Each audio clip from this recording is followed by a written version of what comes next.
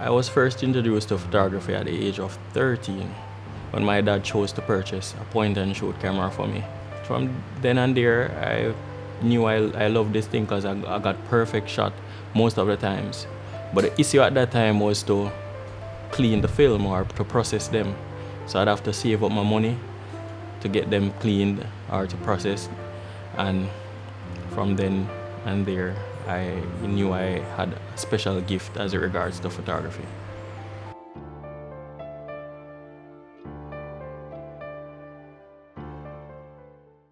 Alright, how we met was like was a match made in heaven, you know. So behold, upon reaching an intersection which is in Spanish Town, Twickenham Park, I saw this beautiful girl on the left hand side, and she really caught my attention. She caught my eye. So I immediately dashed across the road, drop off my brother to try and to come back and to catch her before her ride would arrive, and that I did.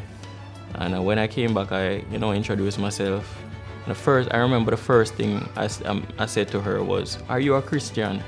And she replied by saying yes. And she asked why. I said, "Because I saw Jesus in you." She smiled. And from that day on, every morning I was present, ready to take my brother to work just to have a conversation with this girl. And it went on for a couple of weeks until I eventually got her number and we began communicating from then. And from then and there, we were inseparable. No, this is just for fun. As I said, we're bored and we were listening to some vocals earlier. So I really don't want to come to church and hear that Gromyko spoiled the song. and I spoiled the whole rendition because Cryssie was going on real good. Oh, shut up. Yeah, Cryssie, Rosemarie Brown, which is known by everyone as Cryssie, was the most loving person you'd ever come across. She wasn't afraid to, try new stuff. Whatever she's a very talented person. And when I mention her being talented, if she'd purchase a dress and it was nice but not fitting as how she would like it, you best believe that she's gonna take a needle and thread and alter it until it's perfect. That's the type of person she was. She wasn't afraid to try new stuff. I remember when we first got married, cooking wasn't her strong point, but she mastered it.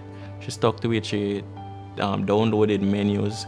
She called my mom, how you do this, how you do that, until she started making menus of her own, and it was really good.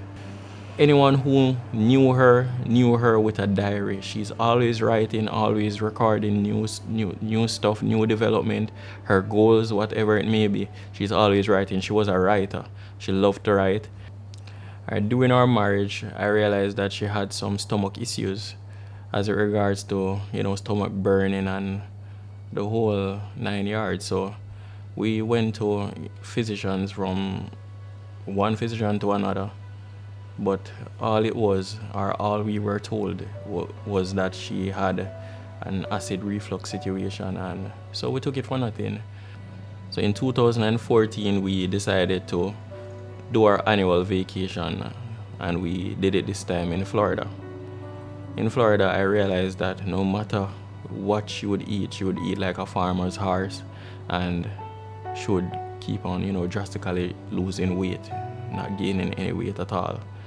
So it wasn't much of a concern for me, because at that time I didn't know what symptoms were like, symptoms of cancer or lymphoma at the time. So I took it for nothing. So it went on when we came back to Jamaica. The situation got even worse, in which whatever she would eat, she couldn't keep it down. It would just come right up back. So it was a big issue as it regards to when we would eat out, because we could no longer attend restaurants or whatever it is. Whatever she would eat would have to be at home. So I chose to get a second opinion, and that's when I took her to another medical institution where they requested for us to do a blood test and also a CT scan. Alright, upon doing those scans, the CT scans and the blood test, we were told that she had a gastric non-Hodgkin's lymphoma. Too many would know it as a lymphatic cancer. Say if it's not you, then Lord it's nothing. Say if it's not you, then it's nothing at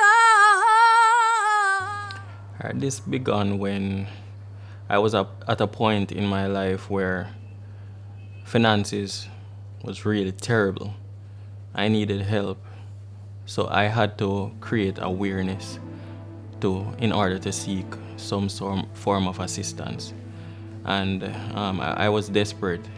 I wanted to save her life so badly that I placed, pride aside and to say, you know what, I'm not gonna just close my mouth with this situation because it was life-threatening at the time, and I decided to go all or nothing. So I went out.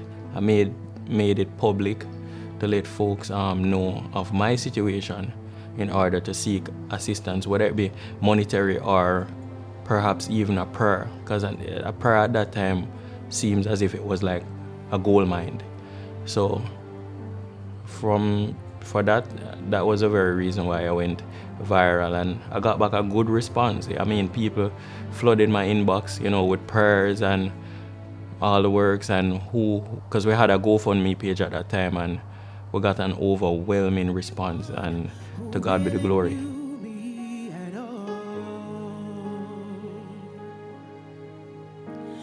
How could I just let you walk away while all I can do is watch you leave? 'Cause we've shared the laughter and the pain. Important ways for me, the mechanism in which I used to cope or to get over the whole ordeal is to visit her grave on a regular basis. I would do this just to make sure that, because this is her final resting place, and to me it's a place where she now resides, her physical body, her bony structure. So I would go there, I would clean her grave, plant a little bit of flowers, or to maintain what is there, to just for upkeep purposes.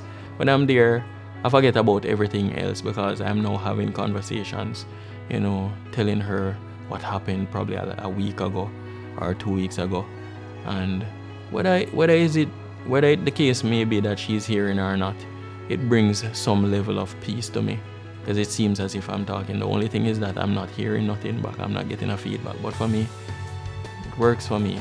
I would have to use my wife's legacy to help me to, move on.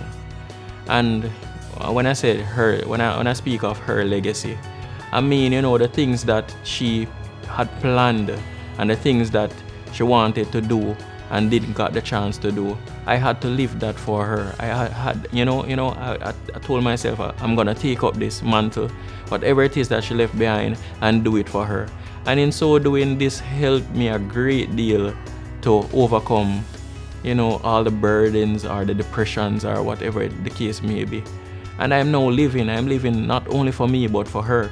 I'm living the dreams and the goals that she, wanted to, as regards to even, getting her degree in nursing. I'm not doing a degree in nursing, but I say, I'm not gonna settle for a diploma. So I've started my studies, and I'm now doing a degree, and to God be the glory. It motivated me not just for my own development, but I'm living for her.